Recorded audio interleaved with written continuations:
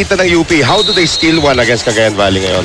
Well, ang importante, look at the bright points. Ano bang pwede puntahan? I don't think na napupuntahan nila si Araneta at si Bersola as much when they're in front. Yun. Diba?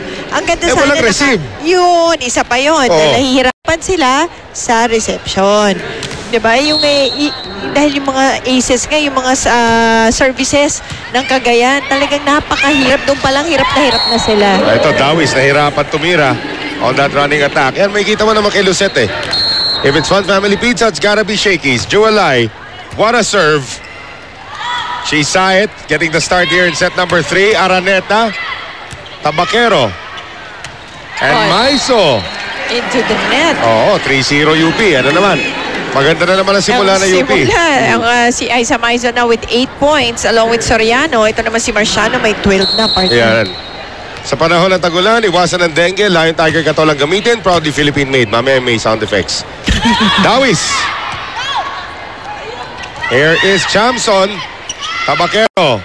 Free ball given up there by Maiso. Lai sending it to Chamson. Nakaabang doon si Said. Araneta. There you go. Araneta finally getting that quick hit.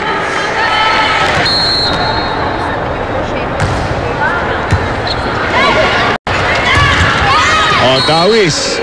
Yan ang normal yung position ngayon. Spiker na talaga. Open spiker and able to nail that one. And Axel is the official outfitter of the Shakey's V-League. Of course, interrupted yung kanyang stint sa UE. Alam naman natin lahat eh.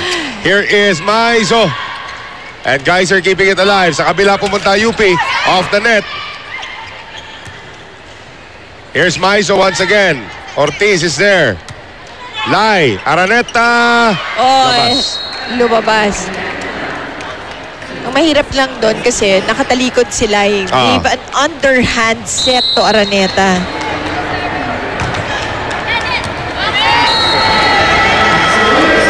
Cagayan Valley might set a franchise high for service aces sa larong ito. In one game, exactly. 4-0 naging 4-3.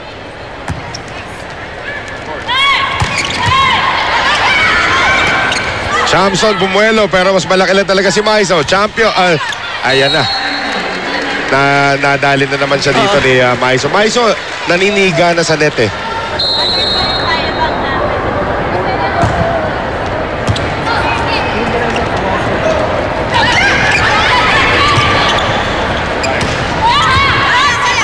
Habol sila eh.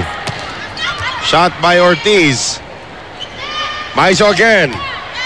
Habol na naman ang UP dito. Lai. Buti na lang. And what was that? It's a late call. Overreaching violation against the Cagayan Valley Rising Suns. Nireplay muna ni Rodrigo Rojas sa ulo niya bago siguradong overreaching. Nag-pixelize kasi nasa tag. So balik. Dinaanan ng ulap. Nag-pixelize na konti. So far, so good. Dito sa ating third set. 5-all. Lucette Dawis. And Lucette Dawis. Ayan na naman yung serbisyo na nanggagaling dito sa Rising Suns. Yan ang nakakatuwang storya talaga ito si Lucette. Coming back after all the adversity to volleyball and now playing continuously pa rin. Akala natin nung after her freshman year, tapos na, di ba? Another one. Pero Geyser has to get it across. Dawis. Combination play, but read by UP. Bersola was there. Vargas, lusot kay Bersola.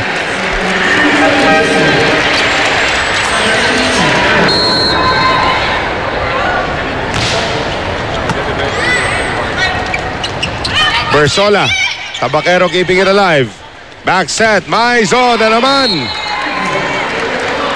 Ayan na. Naniniga na si Aiza Maiso. Pato natin ngayon kay Ivy Remulla. Well, quite a number of errors was committed by the Lady Maroons in set number 2, and this is what they need to correct coming into this third set. One of the difficulties that they had is yung kanilang service reception, which has actually cost them a couple of points. Caglian scored a run with these errors, giving easy points for the Lady Rising Suns. This also made it difficult for the Lady Maroons to execute quick plays. Meanwhile, for the Lady Rising Suns, the game plan was just to capitalize on the weakness of UP at the moment, in which is their service reception. Back to you guys. Talagang weakness na UP yan ngayon. Talaga ang nangyari. 9-5. Panahon ng tagulan, iwasan ng dengue. Lion Tiger Katol ang gamitin.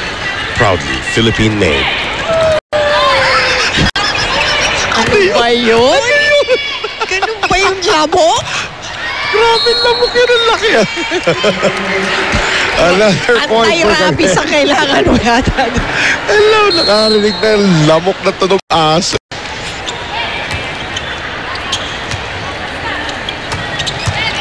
Tama na, Barry. There's another point for UP. Yan, pangalawang attack point na yan. Tahimik si Chamson ngayon, ano? Oh, 5 points so far in this game.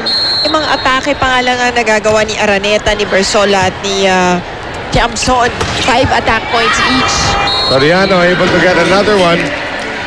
11-6. Mukhang may lakad na itong Cagayan Valley. Mahilig silang kumain after the game sa isang eat all you can place sa isang mall na malapit dito. Alam mo, nakapunta ka na ron. Pwede tayong sumama, ha? Pwede naman kami, ha? Pwede. Ito, ang dami sinasabi ni Barry Pasco. Because as the official ball of the Shakey's P-League, 11-6. Lai, setting it to Ortiz. Nakabang naman doon si Soriano. Back set ngayon. Bersola, inabagan naman ni Maiso. Bersola, wala nang nakabang doon kasi lumabas yung bola. Wide yung tira ni Bersola. Pero still, pinagalitan pa rin ni Coach Nessie Vargas sa depensa niya. Wala siya dun sa tamang basa, kumbaga sa posisyon. Soriano. Ang daming tira ngayon ni Pau na paiba-ibang angulo, ha?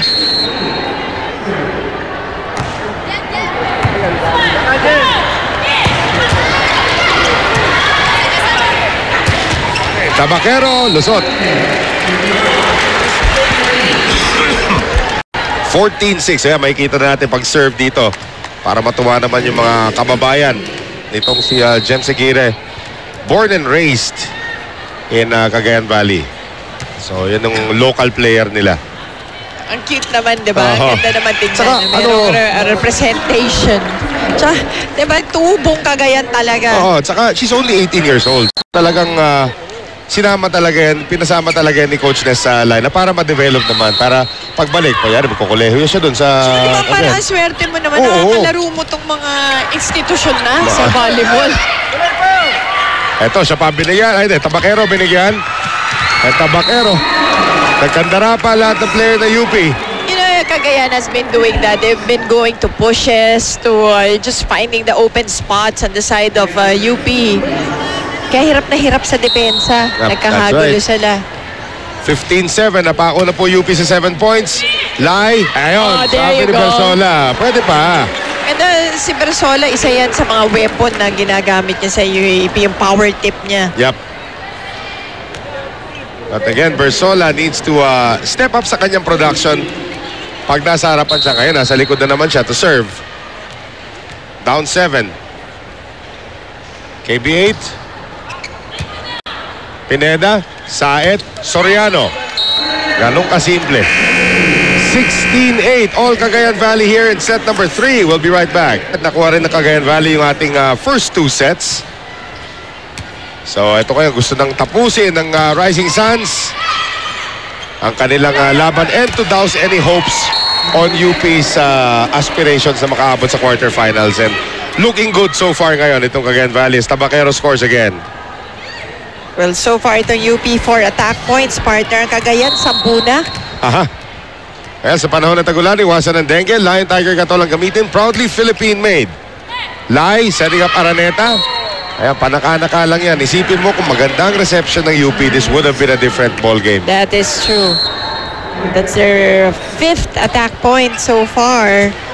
And nag-average lang sila ng mga 15% Yun sa na nga eh. excellent attacks. Chamson! Yun! Going down the line, gets the point. Puro tatlo, no? Estrangero, Lai, Estrangero, Lai Sandoval, and Ortiz, alam ko second year na ito eh. Ortiz, free ball given up by Chamson. Saet running attack. Dawis is a miss. Ay, outside na tinawag si Nabich na humihingi sana na check si Lucet.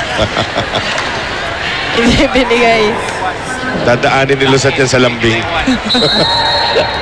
17-11. Sandoval, good serve. Seguire gets to it.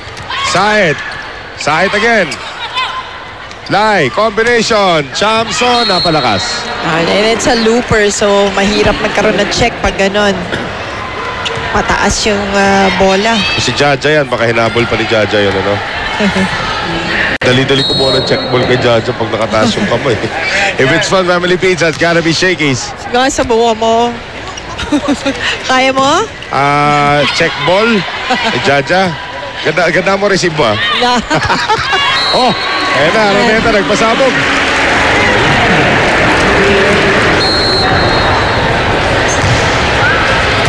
(18-12) Cagayan Valley. Dawis, blocked there by Chamson. They go to Seguire. Turned back there by Araneta. Pineda, pinamigay. Lai, backset, wala sa pwesto si Ortiz. Lucet Dawis, yun. Lucet off the block. Gets the point. And then, sinasabi ko si Aiza, tinawag niya talaga si Lucet na ibibigay niya yung set kay Lucet Dawis. At nagko-communicate na si Maiso. Kasi dati sa UST, dating very quiet talaga siya eh. Ay, isip mo nga UST, sino ba maingay doon bukod sa kay Tabakero? Quiet si Bernal, quiet si Denistan, quiet si Aiza. Tabakero lang maingay. Minsan si Balse, di ba? Oo, si Ging yan. Yung nagsasalita sa loob ng court. Pero hindi katulad ni Angge na talaga mamamaos nakakasigaw, di ba? 20-12. Good serve by Saet. Ortiz. Lucet. Nice setup there, pero it was turned back by Araneta. Second ball na naman. Kaya Aiza Maiso. Chamson. Estranero gets it across. Combination play na naman. Oh, nice defense now being shown by UP. Araneta, Saet, Seguire. Wow, nakascore na. Seguire getting that cross-court hit.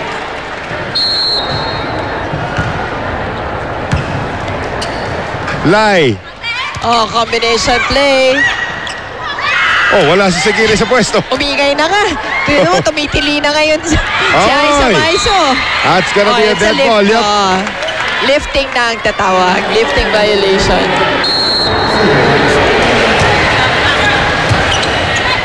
Saet, Dawis, yes. Para na kampanya mag-best player bigla si Lucet. 22-13. Dawis. Taga Santa Mesa lang yan. Oo. Yan, lapit pala sa UE dati. Oo. Lai, quick set. Oh, balaban pa rin to si Bersola. Yes, and again, the connection of Lai and Bersola, yan na nga aabangan, palagay ko ng maraming teams sa UAAP. Seguire with the left hand, denied there by the best blocker in the UAAP. KB8, keeping UP in this game so far. Captain Chamson. Captain Tabakero. Back set, Maiso. Oh, Maiso going down the line. Strong side kasi. Sino bang kaliweting utility spiker na lasal nung araw na sinasabi ni Chief? Basta ganyan lang ang si Celine Hernandez. So, Soriano scores. Set point, match point now. As Jem Seguire tries to serve it out for Cagayan Valley.